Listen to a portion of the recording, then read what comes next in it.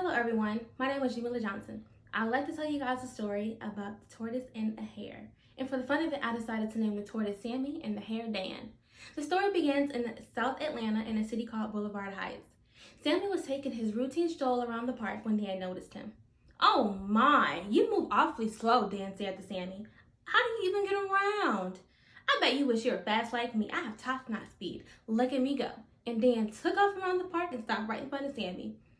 "Yeah, I'm pretty sure that having top-notch speed is great, but I love going nice and slow and taking in the scenery," as Sam looked around the park. "Did you know that this park has 5 different flowers growing in it?" Sammy asked Dan. "Well, no," Dan said regrettably. "But going fast is the best way to get around and getting things done." "Okay," Sammy said, "how about we have a race? Let's see who finishes first." Dan agreed, and he said, "Well, we'd have to find someone to mark the race and make sure that it's fair on both sides. Someone that's wise and fair." "Let's ask the fox," Sammy said. "Fox, would you please join Sammy and I as we have our race? We need someone who's very wise and very fair to mark the race and make sure that it's fair on both sides." "I'd love to," excitedly said the fox. As the race began, Dan took off as fast as he can and ran down the path. He decided to throw in some tricks and did some flips over trash cans.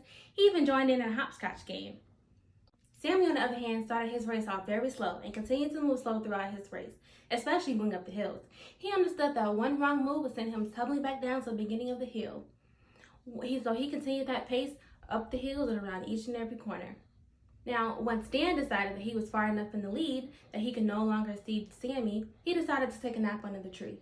Some time went by and he suddenly woke up and jumped up and immediately went on to finish his race.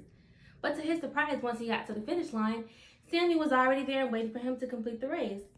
Dan was very upset with himself for what he had done. "Slow and steady wins the race," said the very wise and very fair fox. Now, I know it's probably a little odd that I decided to tell a story that I'm sure we all have heard many times throughout our childhood, but this is a story that we can all go back to as it relates to many challenges and paths that we go down in our lives. I'm 26, my husband is 27, and this is our first semester in college attending Clayton State University. After college, we decided to take different paths. My husband joined the Army, and I decided to focus on working. Now, 8 years later, we're back in college and starting a very fresh and very new thing. Now, we're often judged because we're starting a little later than the average age, but we feel as though this is the perfect time for us to start, and we have all the lessons that we've learned throughout lives and all the challenges that we push through that helps us to stay motivated and continue to grow throughout every day in all of our classes. In the end, slow and steady really does win the race. Take your time and put your best foot forward. This is your race and your future. Focus on your goals and you will succeed. Thank you for listening.